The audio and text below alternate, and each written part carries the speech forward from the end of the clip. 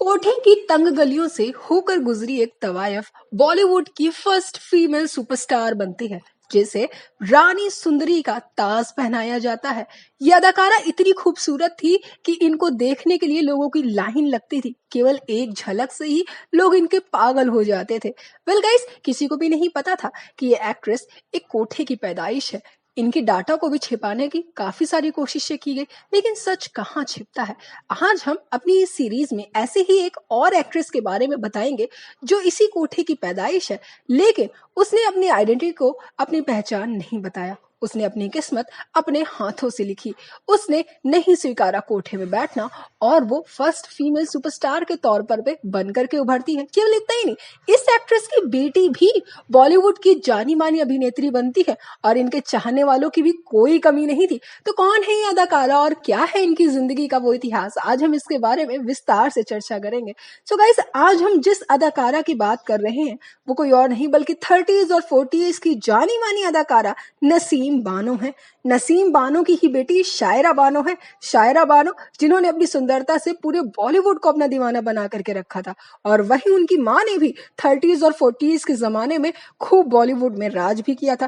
Well guys, Shayara Bano की पिछली 3 पीढ़ियां यानी कि उनकी माँ, नानी और परनानी कोठे में ही पैदा होती हैं और वहीं की पली बड़ी हैं। लेकिन एक कोठे से पलने बढ़ने वाली तवायफ कैसे सुपरस्टार बनती है, आज हम आपको उसकी कहानी बताएंगे। सो गाइस, उनकी परनानी जुम्मन बाई जब महज 7 साल की थी तब उनके पिताजी उन्हें कोठे में बेच देते हैं। जुम्मन बाई वहीं पर गाना गाती हैं और वहीं रहने लग जाती हैं। कुछ समय बाद उन्हें एक बेटी होती है, शमशाद। शमशाद काफी खूबसूरत थी, उनकी आवाज भी काफी अच्छी थी और इसी वजह से उनके चाहने वालों की कोई कमी नहीं थी। देश भर में वो काफी प्रसिद्ध थी। बड़े बड़े नवाब उनके यहाँ आते थे और वो काफी रईस भी हो गई थी। इसीलिए शमशाद को ही छमिया बाई के तौर पर भी लोग जानते थे। छमिया बाई का तो खुद का कोठा भी था। वेल गाइस, छमिया बाई काफी पॉपुलर थी, काफी खूबसूरत थी। छमिया बाई की ही बेटी थी नसीम बानो। नसीम बानो जो कि कोठे की पैदाइश जरूर रही हूं, लेकिन इसके बावजूद वो काफी पढ़ी लिखी थी। दरअसल छमिया बाई जानती थी कि नसीम बानो आगे चल करके एक डॉक्टर बने और इज्जतदार जिंदगी जिए, अच्छे से जिंदगी जिए, जो शायद उन्हें कभी नसीब नहीं हो पाए। नसीम बानो के लेकिन शायद किरदार में कुछ और ही लिखा था, क्योंकि नसीम बानो डॉक्टरी की पढ़ाई के लिए तैयार थी। वो क्वीन मैरी स्कूल में भी उस वक्त पर जाया करती थी और दिल लगा करके पढ़ाई किया करती थी। लेकिन नसीम बानो जब महज 14-15 साल की थी तब वो बॉम्बे गई थी घूमने के लिए, और वहां पर वो एक थिएटर में जाती हैं शूटिंग देखने के लिए, जिससे वो काफी प्रभावित हो जाती है। तभी वहां के जाने माने प्रोड्यूसर सोहराब मोदी की नजर उन पर पड़ती है और वो उनकी खूबसूरती से कुछ इस कदर से मोहित हो जाते हैं कि उसी वक्त उन्हें ऑफर दे डालते हैं थिएटर में काम करने का। नसीम बानो इससे काफी खुश भी हो जाती है और वो अपनी माँ को जानकारी देती है। पहले तो माँ मना करती है, लेकिन जब बेटी जिद करती है, भूख हड़ताल करती है, तो भी माँ मान ही जाती है। और फिर क्या, बेटी थिएटर में अपना डेब्यू कर देती है 1935 में खून का खून नाम के एक ड्रामा से, जो कि विलियम शेक्सपियर के नॉवल हिमलेट पर आधारित होकर के बना हुआ था। हालांकि ये ड्रामा तो एवरेज रहता है, लेकिन इससे नसीम बानो को पहचान मिल जाती है और सबको पता चल जाता है कि इंडस्ट्री में एक बेहद खूबसूरत और बेहद टैलेंटेड अदाकारा आ चुकी है। हालांकि फिर इसके बाद वो मिनर्वा मूवी टोन जैसे कई सारे और मूवीज करती हैं। वेल गाइस, उस समय पर सुरैया, नूरजहां, नरगिस, मधुबाला, स्वर्णलता और मुमताज जैसी काफी दिग्गज अभिनेत्रियां थी, लेकिन इसके बावजूद नसीम बानो ने अपनी जगह बनाई और अपनी पॉपुलैरिटी भी हासिल करके दिखाई। हालांकि कहा तो ऐसा जाता था कि नसीम बानो अपने करियर पे काफी अच्छा कर रही थी। 1939 में आई फिल्म पुकार में नूरजहां का उनका किरदार दर्शकों को बेहद पसंद आया था। वहीं इस फिल्म में उन्होंने गाना भी गाया था, जिंदगी का साज भी क्या साज है, जो दर्शकों को भी काफी पसंद आया था। हालांकि नसीम बानो जैसे जैसे बढ़ रही थी, अपनी करियर पर काफी सफलता हासिल कर रही थी, तभी एक बचपन के दोस्त के साथ वो शादी कर लेती हैं, मोहम्मद एहसान उल हक। वो उनके बचपन के दोस्त होते हैं, काफी अच्छी बॉन्डिंग होती है।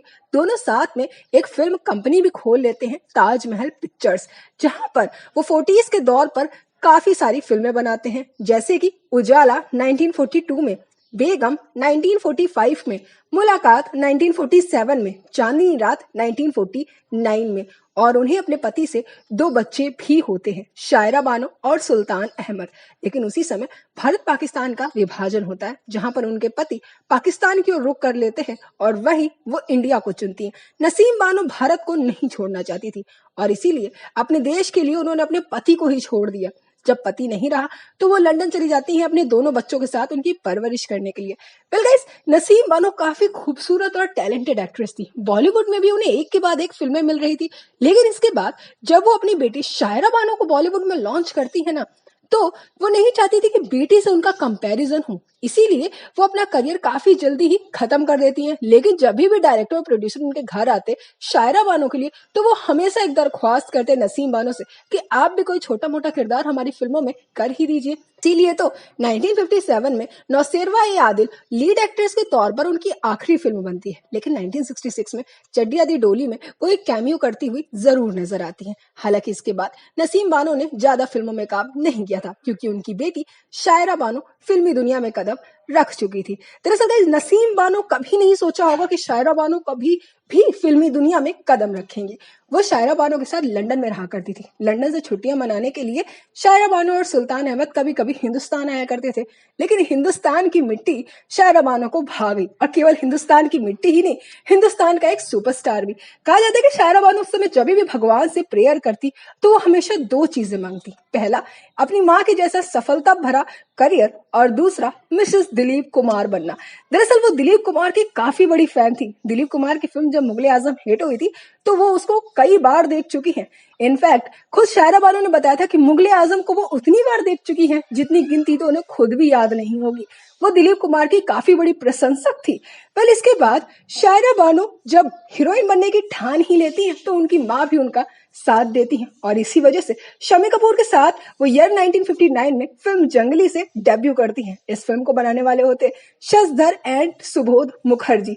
ना सिर्फ वो बॉलीवुड में उनका डेब्यू कराते हैं, लेकिन दिलीप कुमार के साथ उन्हें सेट कराने में भी शशधर और सुबोध मुखर्जी का काफी बड़ा हाथ था।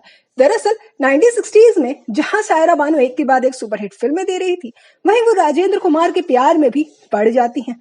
राजेंद्र कुमार जिनकी ऑलरेडी 3 बच्चे थे, शादीशुदा थे, तो जाहिर सी बात है शायरा बानो की माता जी को ये रिश्ता कतई पसंद नहीं था। फिर इसके बाद वो दिलीप कुमार के पास जाती है, दरख्वास्त करती है कि आप मेरी बेटी से बात करिए, उन्हें समझाइए कि वो ऐसा कदम ना उठाए। और इसीलिए दिलीप कुमार शायरा बानो को समझाते हैं, जहां शायरा बानो अपना शादी का प्रस्ताव उनके सामने रख देती है और कहती है, मैं राजेंद्र कुमार को छोड़ दूंगी अगर आप मुझसे शादी कर लेंगे। हालांकि पहले तो दिलीप कुमार काफी संकोच करते, क्योंकि वो उम्र में उनसे पूरे 22 साल बड़े होते। वो चट मंगनी पट्ट ब्याह वाला नहीं करते, वो काफी समय तक सोचने को लेते हैं। उस समय पर शशधर एंड सुबोध मुखर्जी ने काफी ज्यादा दिलीप कुमार को समझाया और सेटल डाउन होने में उनकी मदद भी करी। काफी ज्यादा समझाने के बाद ही दिलीप कुमार ने शायरा बानो के साथ शादी करी थी।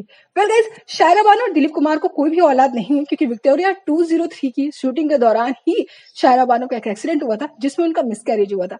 साथ ही वो कभी ना मां बन पाए, ऐसा भी इंसिडेंट उनके साथ हो गया था। इसीलिए इन दोनों को कभी भी कोई भी औलाद नहीं हो पाई। लेकिन ये कपल हमेशा ही फैंस का फेवरेट रहा है।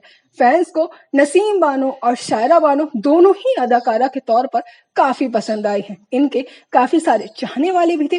डू टेल मी गाइस, क्या आप इस सीरीज को आगे बढ़ाना चाहते हैं? क्या आप ऐसी ही एक और एक्ट्रेस के बारे में जानना चाहते हैं जो भी इन्हीं कोठे की तंग गलियों से होकर के गुजरी और बॉलीवुड की काफी बड़ी फीमेल सुपरस्टार बन गई?